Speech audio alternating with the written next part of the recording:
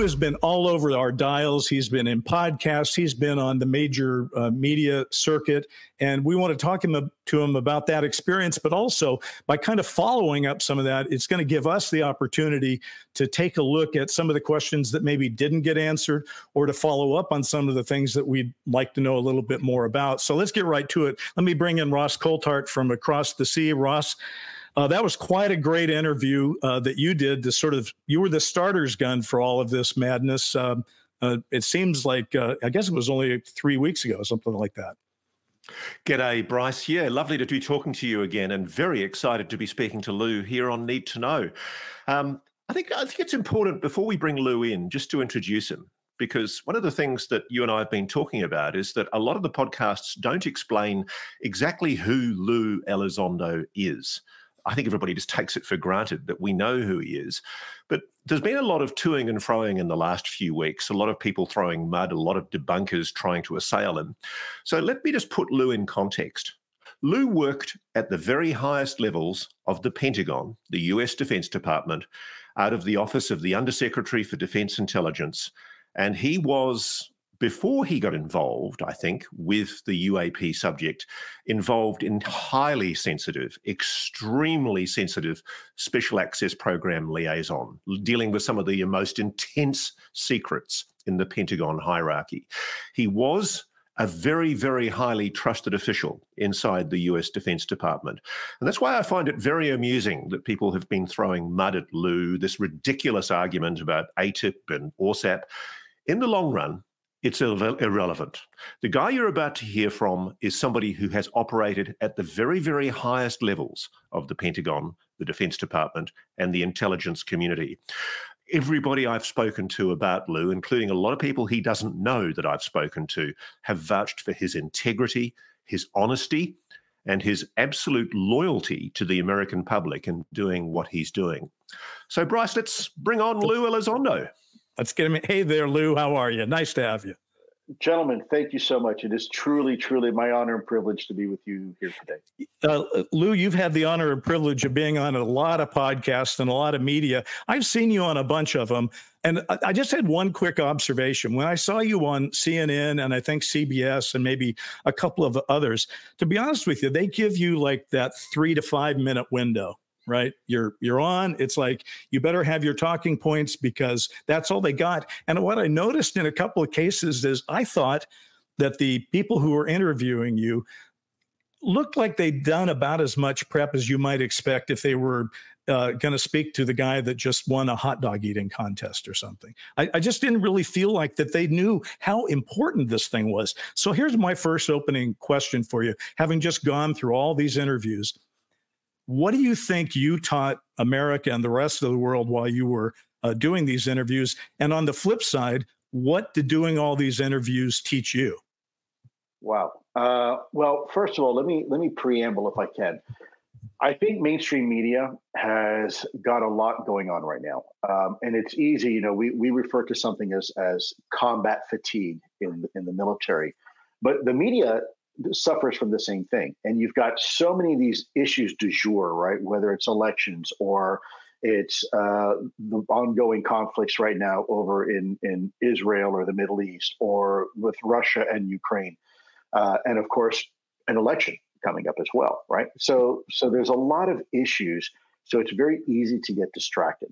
The UAP issue is we're playing a long game. This isn't a soundbite. This isn't a headline and then it goes away. This has been a very slow and steady process, a slow march towards ultimately what we hope to be complete disclosure. So with that said, I want to make sure we don't put blame on mainstream media, because I think they've got their hands full. And let's not forget that until recently, the last maybe 6-7 years, this topic was completely taboo, right? This was a professional career ender to even consider taking this topic seriously. And had it not been for people like you and Ross Coulthart and a few others that just said, you know, to hell with stigma and let's chase the story, we would still be in that situation. Now, what have I taught media? Probably that I'm about as attractive as a cement truck, this is it. This is as good as it gets, right? So I'm probably not the best guy to have on camera. With that said, what I have learned from the media is that there is a significant interest in this topic, and you're right. That it tends to be like a puddle on the sidewalk. It's not very deep. Their knowledge base is not very deep. Maybe what they've seen in Hollywood in a movie, or maybe what they've read in a book. But for the most part, they don't have a deep knowledge of this topic. And so they've taught me to some degree to have patience and exercise that patience. Try not to get frustrated if they're not asking me the questions that I think they need to ask me. I think they're probably asking the questions they think they need to ask me. And for that, I'm okay with it. This is, like I said, this is a marathon, not a sprint. And it's going to take a while for people to really begin to absorb the enormity of this topic, in my opinion, anyways. Ross? Lou, Nancy Mace, the Congresswoman for South Carolina, has just announced in the last few hours that there's very likely to be a UAP hearing in September, I think she indicates, or maybe in October. I don't know if that's realistic, to be honest. One, do you think it's realistic there is going to be a hearing before the election? And two, is Lue Elizondo going to be called to testify? I want to see you under oath, my friend. Sure. So, again, two-part question. Let me answer the first question, and then I'll go to the second one. There is going to be hearings. Now, whether they occur in end of September or October or perhaps even November, you're right. There's an election coming up, and that's a huge distraction. And so they have to pretty much, if you will, weigh the pros and cons to determine, is the timing right now, or should we wait till after the elections? That's a decision that I certainly can't make, nor can I influence.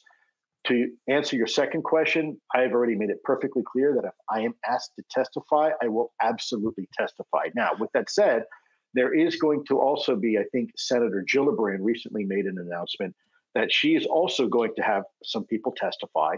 And I believe, if I'm not mistaken, it's actually Arrow that she wants the new leadership of Arrow to testify. Now, I could be wrong, but from my latest understanding is that the hearings that Gillibrand, not the House, but the Senate wants to have in the near term, will probably at first begin with Arrow and the government apparatus, if I was a betting man.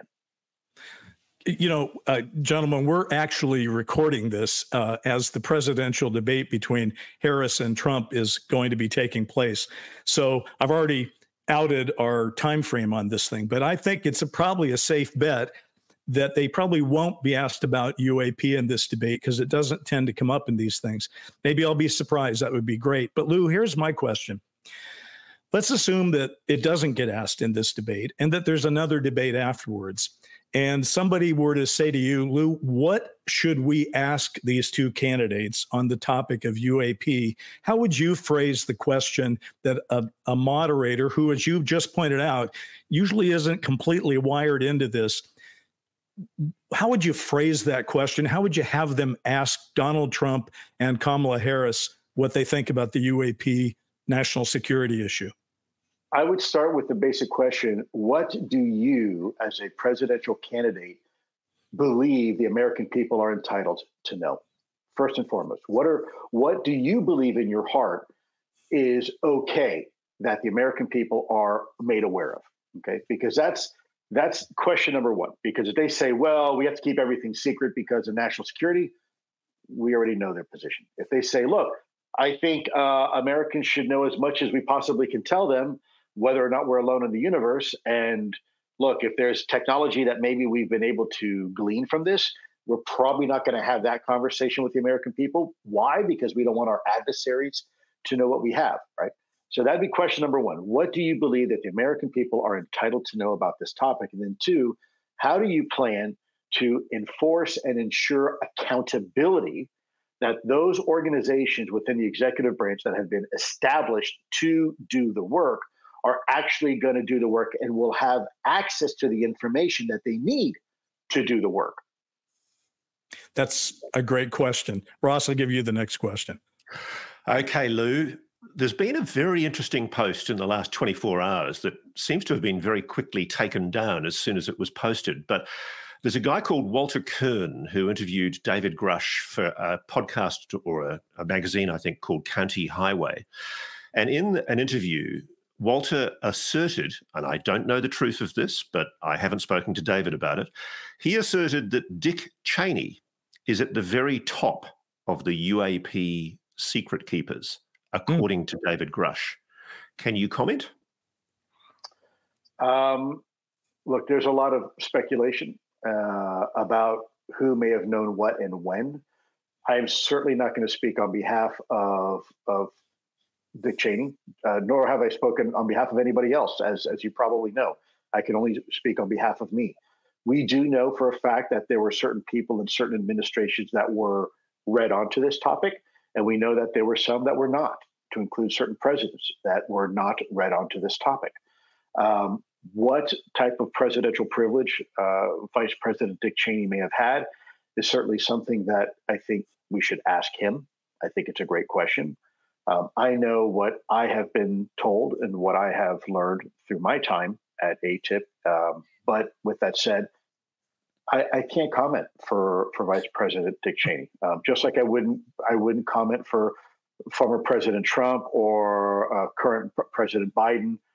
It's not my place. As you noticed before, when I'm asked questions about Congress and their intent, I never answer those questions because it's not my place to say. If people have a question for that person, address it to that person. That would be my answer. And I'm not trying to be evasive. I'm trying to be respectful.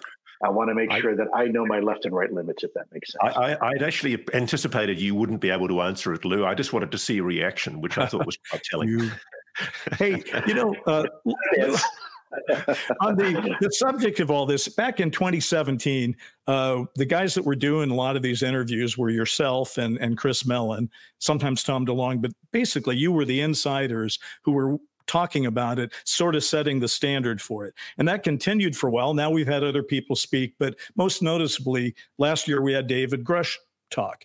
So my question is, because I think people get a little confused. They go, well, who are the whistleblowers? What's going on? And my question would be, is there any daylight between your story and David Grush's story that we should highlight differences in how you see what is going on? Or if there isn't any daylight, could you then at least summarize for us the essence of what you and Grush and Mellon have all been saying, so that, because I feel like there's a lot of us, like myself, I'll have friends or my family, and I'll want to say, okay, here's what I think is going on based on the people I'm talking, but I'd like to hear your summary of that. Yeah. Well, again, great question. I can't speak for David, but let me tell you my experiences with David. First of all, David's an American hero. David is everything he says he is. I know because I worked with him in a skiff. I'm not supposed to say where right now, so I won't, but at some point, hopefully we can have that conversation. But we're also different people, right? I know the things that I've been exposed to and the things that I did. I know the things that David and I have done together and we've been both exposed to. But then there's stuff that David has also done that I wasn't part of. And so it's kind of like being married, really, where you live with somebody 24/7, but there's times you may have to go run an errand or go shopping, or your spouse has to go take the kids to school and drop them off and has a conversation with the neighbor. So, I wasn't privy to everything in David's world, just like David wasn't privy to everything in my world. But we took every opportunity to brief each other up on the important things. The minutiae and details of, what type of frappuccino I had in the morning, probably not a detail that I would waste his time with. But if there was a video that he and I both needed to look at and analyze, we were absolutely on the same sheet of music. Chris Mellon, very much the same thing. Chris Mellon is his own man. I can tell you my experiences with him. He is, again, a national hero, national asset. I mean, he is a national treasure, in my opinion. We are only having this conversation in part because of the work and sacrifices of Chris Mellon. But is there other stuff Chris Mellon did? Yeah. I mean, he was a Deputy Assistant Secretary of Defense at one point. There's a whole lot of stuff. There's a whole other world that Chris Mellon has been involved with that I wasn't involved with, right? And so I think people assume or presume certain things. Like, for example, right now, you, Bryce, and Ross, you guys are working a show together. but you also do things independent and separate, Right. still for the same goal. And so it's very much the same thing. James is a very good friend of mine. He's a good human being. I trust him implicitly. I talk to him today. We talk all the time. But there are, again, he worked for another agency, another 3-letter agency, which I've never been employed by that agency. We worked together, but he had access and did stuff through that agency that I wasn't privy to. And frankly, in some cases, I probably didn't even have a need to know. And I'm okay with that, right? This is not like, well, I need to know everything because I was part of ATIP. No. This is a far more sophisticated and complex topic. So we have to understand that there are aspects of his job that he is going to be part of that, frankly, I have no need to know, and I won't be part of it, and I won't ask him, and he won't tell me, and vice versa, right? So I don't know if that answers it, but I think we're pretty simpatico. Same with like Carl Nell and yeah, and I guess let me just follow that up though. If there's a commonality to what all of you have said or intimated in the various interviews you've done over these years, you all basically say there's those 3 videos that we've all seen and that they're not very good, but they're shocking, right? But you imply they're not very good. And I heard you recently, I forget the show, but you said there are hundreds and hundreds of HD quality videos of UAP. So this is the question that bothers the people who leave comments on our show and send me emails over and over, which is, wouldn't the release of just one of those high quality HD videos be a game changer? And secondly, to release a few should not impact our protection of classified sources and methods, one would think, if you're just showing what you saw in high quality. So why isn't this happening? Why can't we see one great video? Sure. Well, I can't answer on behalf of the U.S. government. What I can tell you is that a lot of them are classified for very real reasons because of where they were taken and how they were taken and the fidelity of the information that we have. So look, people said before, well, how come the government has never released a video? Well, they did. They released 3 of them, right? Now, it took 70 years, but they did. So I think the time is going to come, and hopefully sooner rather than later, where other videos will also be released. But you've got metadata that you've got to scrub. You've got locational data because we're doing things in places that, frankly, maybe the bad guys don't know we're there, right? And we're using certain capabilities that can do certain things at certain times that we don't want the enemy to know. And it's really hard to take a video and strip all that information away with just a bunch of black squares to redact, right? At that point, the video almost becomes useless, really. So there are ways to do it. I think that there are people in government. Look, Donald Trump just said that if he was elected, one of the first things he'll do is he agrees with releasing not only the JFK files, but also the UFO files, and potentially releasing better video, right? Now, whether you're for Trump or against Trump, or it doesn't matter, right? I'm being apolitical here. I'm just saying that there are politicians right now, as they're having the debate, that are actually for disclosure. They're pro-disclosure. And again, I'm not saying vote for a candidate because they're for disclosure.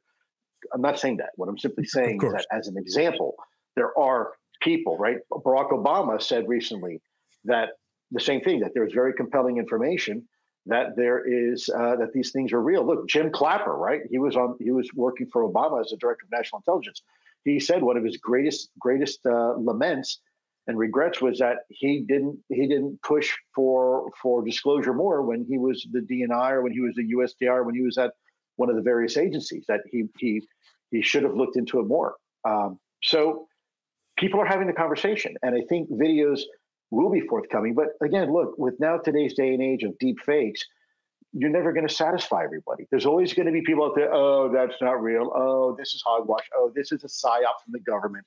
Oh, this is, whatever. It's you can't make everybody happy, unfortunately. And I'm not sure another video is necessarily going to do that. Maybe it does. Maybe it helps. I hope it does. But, I think we may even be beyond that at this point in the conversation. Okay. Lou, you mentioned the JFK files that Trump has pledged to release, and that's a great segue for an issue that both Bryce and I are very engaged on. Let me ask you this way. Do you think there is a connection between the death of JFK and the UAP mystery? Well, there certainly may be a tangential one. It was known that JFK wanted to release certain UAP, UFO files. If you talk to RFK right now, one of the individuals working with Trump on his campaign, he is very pro-disclosure. He has indicated multiple times that he thinks that whatever files are in the possession of the U.S. government should be released. It was known that JFK had an interest in this topic. Now, was that the primer that saw him unfortunately be killed? Probably not. There's a lot more there. I happen to know somebody who was privy to a lot more information. It was probably more related to things like Bay of Pigs invasion and possibly a re-invasion. And I think there was some potential mob ties and some intelligence stuff. I don't want to elaborate, certainly, and I don't want to speculate. I've already had people, accuse me online of being a conspiracy theorist, which is farthest from the truth, right? So I just want to be careful, because the moment people hear that, they go, "Oh, JFK, conspiracy theorist." No. We're talking about conspiracy fact is what we're talking about. But I wasn't there and I wasn't alive. And so I'm going to be very careful not to pontificate on something that I don't have complete insight into. Which is fair. And certainly you haven't brought up JFK in most of these interviews I've seen, right, or any of them, to the best of my knowledge. But something you have brought up a couple of times. There are two things you brought up, and I just want to make sure I'm understanding what I'm hearing. You talked on Joe Rogan, for example, about how we're happy to go fly a helicopter around and, tag a snowy plover or a wildebeest or whatever, and do our business with them and then release them back into the, you talked about that. So my question is, are you confirming that we have a abduction issue problem? Because you've also talked in your book about implants. So I just want to hear it in plain English. Are people being abducted? And is that something that we're aware of? And are we doing anything about it? So the allegation is there. We know for sure that some people have sustained negative medical consequences as a result of getting too close to a UAP. That may be inadvertent. It may be a result of the technology itself and not deliberate. But keep in mind my background as a former special agent, right? If you let's say take an Uber or a taxi and you want to go to the mall, but instead they take you to their house, that's kidnapping, right? That's a felony offense.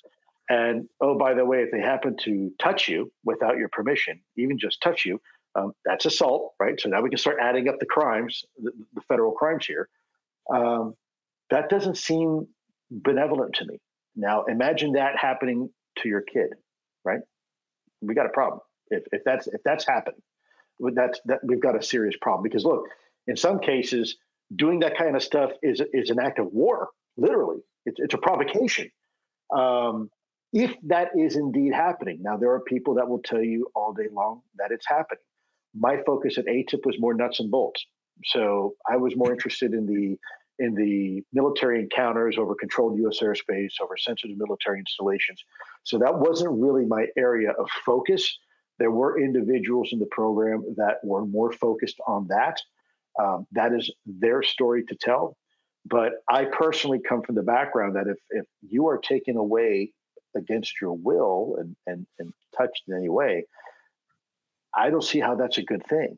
I know some people say it is, and they report that they've had a good experience, but I don't think I'd like it very much if somebody tried to take me somewhere without my permission and, touch me. So you should definitely be spotted that one. It's not necessary. You said you were more nuts and bolts. So the thing that you have said in your book and in some of these interviews that's very nuts and bolts is you've casually stated that Roswell happened and that it was NHI. I mean, you haven't been hiding that. You've actually said it. So just so I'm hearing this straight up, because Roswell's been something I've been looking into for a long time, are we finally getting to the place where we're going to admit that Roswell was a crash of an exotic technology that included bodies of of potential NHI, and that this has been something the government has had in its possession going back, 75 plus years now?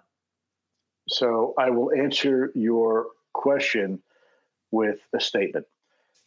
I have been approved by the Pentagon to talk about this particular aspect. I will say that there was a point in time where I was told to my face, verbatim, I am not allowed to talk about crash retrievals at all, or I will absolutely go to jail.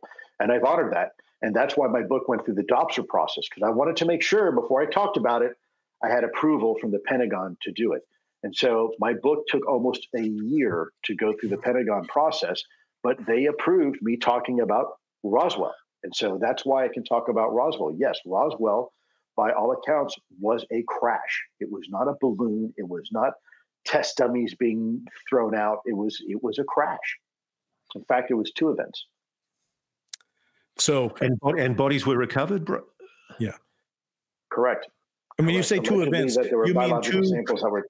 You mean two craft that crashed with each other and created separate debris fields, or one craft that blew apart into two debris fields? So what I was told was that there was two events. One was recovered and by us, and one was able to go away on its own, and that biological samples were non-human biological samples were recovered. Keep in mind, this is the end of the 1940s. Lue Elizondo wasn't alive then. But there were people and there were reports that were generated as a result of that event that colleagues of mine had access to. For the record, I would just like to say that I too was not alive then, even though I am older than I would like to be. Ross. So, Lou, I want to get into this issue of threats. So you've been assailed by some people for talking up a threat. You know, in some interviews, you've given the impression that you're almost talking about a potential for invasion by a non-human intelligence. And I just want to quote to you something from Jeff Kripal, Professor Jeff Kripal's new book, How to Think Impossibly, which I found a very interesting read. He says, I strongly suspect that what we finally have in the UFO phenomenon is a spiritual physical phenomenon that is being grossly misinterpreted as a conventional military threat or potential corporate technology, but that no one really understands, much less reverse engineers with our strictly physicalist assumptions. To speak paradoxically, and I hope shockingly, we are trying to shoot down souls. What's your take on that? Well, again, you can't argue a negative, can you? I can't say that's not correct because, frankly, we don't know. If I can just digress here for just a moment. Look, there's more to this topic surely than nuts and bolts. Just like there's more to the topic of me when I go to the grocery store than just nuts and bolts in my car. There's all sorts of things behind it. There's intent and there's motivations and there's, you know, if you want to say spiritual aspect, sure. I mean, we are, as human beings, I often say, you know, we are spirits having a physical experience. There's more to Ross or Bryce or Lou than this, right? Because if I lose my arms in an accident and even my legs, I'm still Lou, I'm still me. In fact, if I suffer a traumatic brain injury because I get too close to some ordnance or something like that happens, or I trip on the sidewalk, I might have some debilitating issues with my brain, but I'm still Lou, right? So it's not the body that defines Lou, the physical nuts and bolts. It's not even the intellect that defines Lou. There's something else that defines me. It's what makes me me, and what makes you and your audience your audience. Because it's not just a physical body and a brain. The question is, what is it? And for millennia, mankind has been giving it labels like the soul, the spirit, the chi, the id, whatever you want to call it. But there is something else that's a little bit more perhaps elusive and yet indelible than just the physical body that makes us and the human experience. Look, I tell people all the time, you know, if you want to believe in spiritualism, I can ask you a very simple question. I said, do you love your kids? And people will say, yeah, of course I do. And my answer is, then prove it. How can you? You can't touch it. You can't taste it. You can't hear it. You can't smell it. How do you know it's real? Well, can you even define it for me? No. I mean, we all feel it. We all know it's there, and yet we all have a very, very difficult time putting our finger on just exactly what it is, right? And yet we all inherently accept it to be a real thing. So we are spiritual beings, at least most of us, unless maybe someone's sociopathic perhaps, but we are beings that are very spiritual.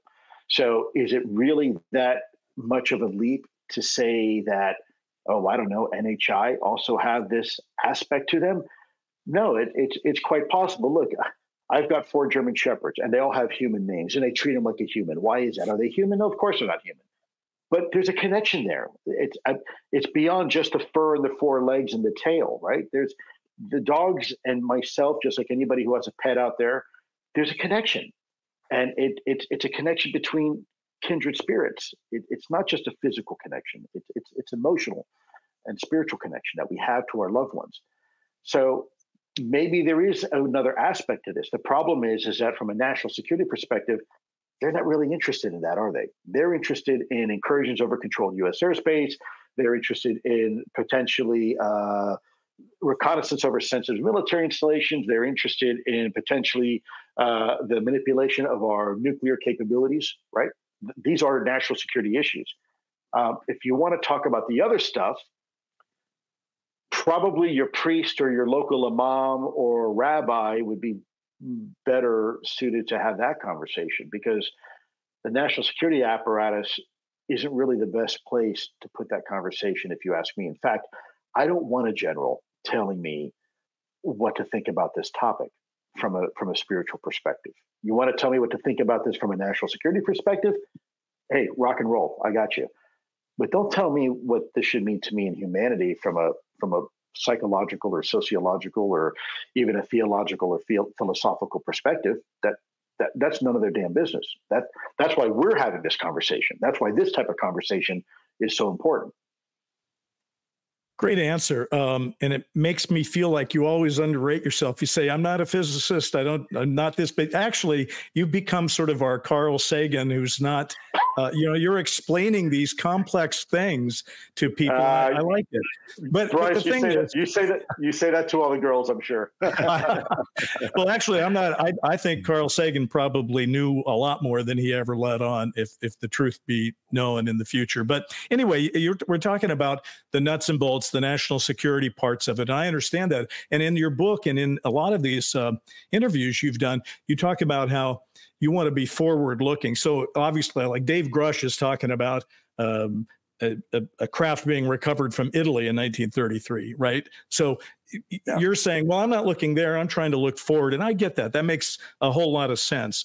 But on the other hand, if Roswell was a real event, then you know how government works. We all do. Government is going to say, wow, that was a big deal. And they just come out of World War II, and they're going to try to get a plan together. So I guess I just want to know if you've heard about this, and if so, if you've heard anything that makes you feel one way or the other. And I'm specifically asking, can you confirm or deny that the creation of any kind of government group in the past that was either known as Majestic 12, MJ 12, Magic 12, or any of that? And was this Eisenhower briefing memo that became so famous in the 80s? Because you had memos you brought to a couple of these podcasts from the 50s. So it's not like you're not aware of it. Was this Eisenhower briefing memo supposedly given to him after he was elected, but before he took office in 1952, that told him about Roswell and Majestic 12? Is that a real document? Have you heard of Majestic 12? I'm aware of Majestic 12. Let me see if I can answer this in a way that is succinct and accurate. There is absolutely a cabal, an organized group of individuals who have a comprehensive understanding of the U.S. government's involvement in the UAP topic going back decades. They are very influential, and they guard this information jealously. In the past, they have been able to exercise extreme influence, and I cannot overstate the terminology I'm using here, okay, to keep this conversation squelched. And both Dave Grush and I cannot speak for Dave, have felt the brunt of that at one point. And I'm not prepared to go into that conversation right now. That will, at some point, that part of the story will probably be revealed. It's very concerning and disturbing. The lengths that people will go to in order to keep this conversation under wraps, again, I understand it. I don't agree with it, but I can understand the rationale. I think I'm gonna leave it at that. There is a very, very influential and powerful group of individuals, and not all of them are necessarily happy with this conversation happening. I guess the only follow-up I want on that is, have you seen that memo, Yes. the Eisenhower briefing memo, and do you have any emotional feelings one way or the other about whether you think it's real or not? It was before my time. I have no idea. I wasn't even alive. I'm aware of it. I saw it. I didn't write it. So I really couldn't tell you. On the same theme, Lou, you left an incredible job at the Pentagon to go and work for Tom DeLonge at To the Stars. And it's quite obvious, you don't have to say it, it's very much in the public record because it was leaked to WikiLeaks. It's quite obvious that there were conversations going on between John Podesta and the White House, between General Neil McCasland, General Michael Carey, Air Force, and Robert Weiss from Lockheed Martin. There were clearly discussions going on in anticipation of a Hillary Clinton expected victory in the presidential elections that year. It didn't happen, though. But Tom DeLonge did, in the years prior to those moments, make a number of quite astonishing claims. Do you take issue? You've heard what Tom said. Do you think Tom was accurately reflecting your understanding? Tom is his own man. Let me give you a little brief explanation of Tom DeLonge. Sometimes when you're in a crowded room, you need a bullhorn to get people's attention. You hear about the proverbial bull in the china shop. Well, Tom DeLonge is the hand grenade in the punch bowl. Very effective at getting attention when needed. This was a topic that needed attention. No, I do not agree with necessarily everything Tom says, nor does he agree with everything I say. Tom is his own man. He's, by the way, a very, very intelligent individual and extremely creative. And so everybody's entitled to their own opinions. My opinions are based upon my experience and the data that I saw when I was at the Pentagon and working with my colleagues. Tom's opinions were formulated by his own experiences, people he talked to, right? And quite frankly, he had access to some very senior people. As you said, look, I've spoken to John Podesta myself. He's not a dumb guy. He's brilliant. He's a really, he's the epitome of an intellectual.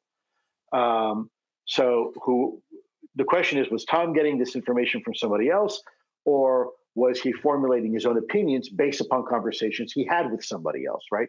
And those are questions you'd have to ask Tom DeLonge. I couldn't answer those. But no, Tom, I'm sure doesn't agree necessarily with some of my postulations, and I don't agree with some of his, but it doesn't make him necessarily wrong, and it also doesn't make him a bad guy. He's done a lot for this cause and disclosure, and really put his own credibility on the line and put his own money on the line, which is a lot more than other people have done in the past. So, him and people like Robert Bigelow put their money where their mouth was. So, Lou, as we kind of wind down here, I just want to get clear on one thing, because I've now read your book, obviously, and I've heard you talk at length. I've heard you do the short interview, the long interviews.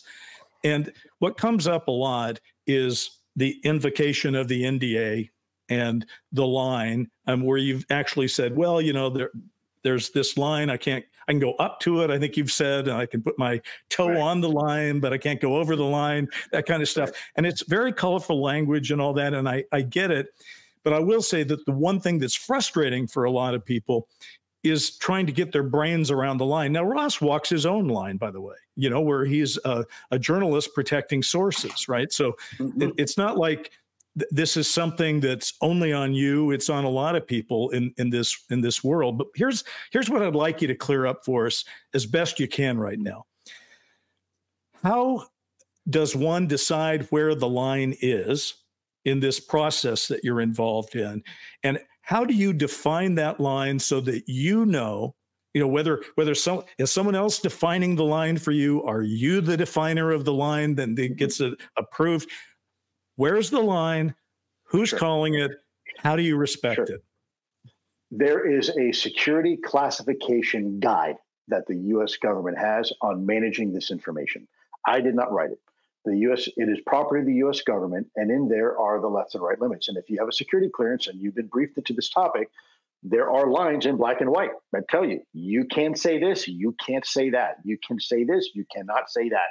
And if you want to say that, you've got to go through this process, go through the original classification authority, you got to go through DOPSR, you've got to get the reviewers to all look at it, and they will make a determination for you. So that's really important to understand. This is not world according to Lue. And yes, I'm willing to run right up to the line, as I've done many times before. But I do have a security clearance. Look, I'm loyal to my country. And no, I am not going to leak information.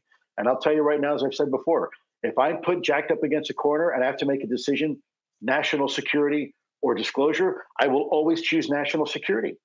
I'm not going to lie to you. That's what I will do because I'm a patriot and I love my country. But I don't think we have to make that choice. Look how far we've come in the last 7 years. And look, I haven't had to go to jail, right? And I haven't had to just say, no, I'm going to shut up and I'm never going to talk about UAP again. I'm talking about it every day. And by the way, look where we are with Congress. And oh, by the way, now we have an arrow. And oh, by the way, now we've got organizations and people coming out now that want to talk about this and whistleblowers, right? And so it's happening. It's happening. We don't have to violate our national security oaths and our NDAs to have the conversation. And this is proof right here, right now. This is proof. Now, just to follow that up, though, one of the things where you've defined the line is you have said repeatedly in your book and in some of these interviews that we are dealing with a non-human intelligence and a form of non-human technology. So what I think is confusing people is they're like going, holy crap, he gets to say we're dealing with non-humans, but our government won't say it?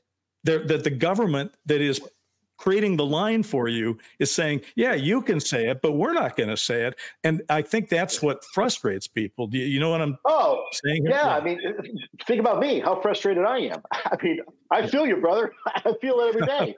I mean, ask Dave Grush, he testified before the American people and the government did the same thing. You can say this, and he went out there and he did. And boy, he caught flack for it. They within 24 hours they tried to ruin his reputation and his career. This is after getting approval to do it. So yeah, it seems a little bit kind of disjointed, doesn't it? But I think we're beginning to, I think we're beginning to have that conversation. I think, as NASA gets closer to potentially identifying and announcing life on Mars, and okay, yeah, looks like life is more than just Earth. That part of the conversation probably will naturally come, and probably very quickly. Well, that's an optimistic tone. Lue, I'm very conscious that we're coming to the end of our time with you, but on the way out, is there reason for optimism with Congress? I know all the politicians are very distracted by the election at the moment, but do you detect any lack of resolve from senior people in Congress? Yeah, there's a few there that have interests with the military-industrial complex, and they historically side with them because they get their campaign financing through them. I don't like it, but it's legal.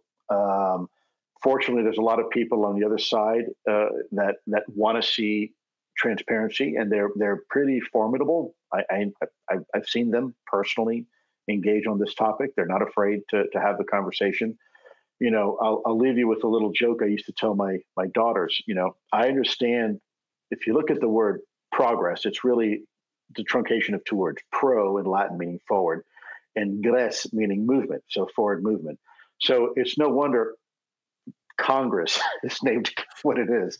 But the reality is that there are some good people there, and they do want to do the right thing, and I think they are making a difference. And just like this new legislation that's been put up again for the National Defense Authorization Act, people need to know that they should support that. This is good for our country. This is good for America. Look, I strongly believe America deserves to know the truth. America can handle the truth.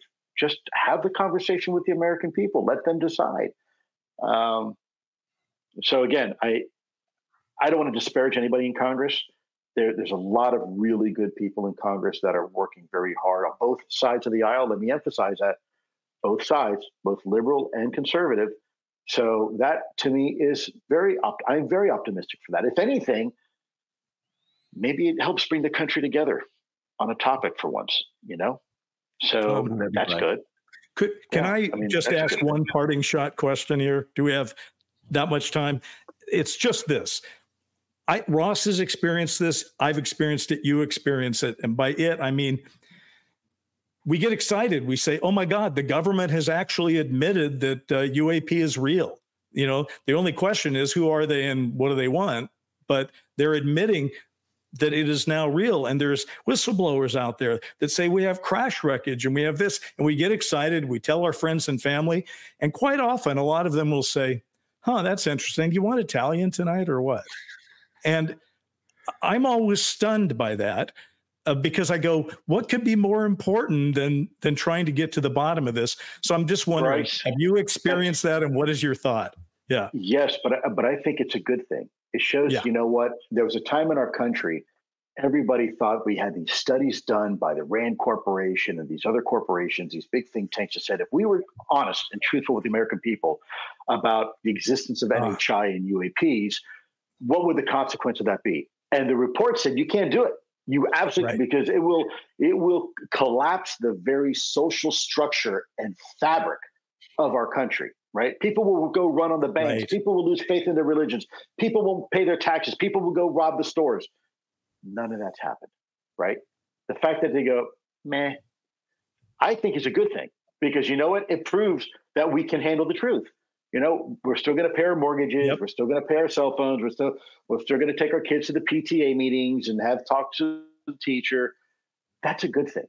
And I'm encouraged by that. I'm glad it's being received that way because the opposite is catastrophic disclosure. And I think most people in the government don't want that. Well, Lou, respect and appreciation for what you do. Thank you. Gentlemen, my honor and privilege again. Thank you. And Ross, really appreciate what you guys are doing. I know some of the folks that you've talked to, and I got to tell you, man, you got a lot of weight on your shoulders, brother. Man. It's an interesting time for all of us, Lou, but thank you so much, mate, and really, very strongly appreciate you talking to Need to Know. Absolutely. Again, anytime, guys. Take care. God bless. All right. Take care. Bye-bye.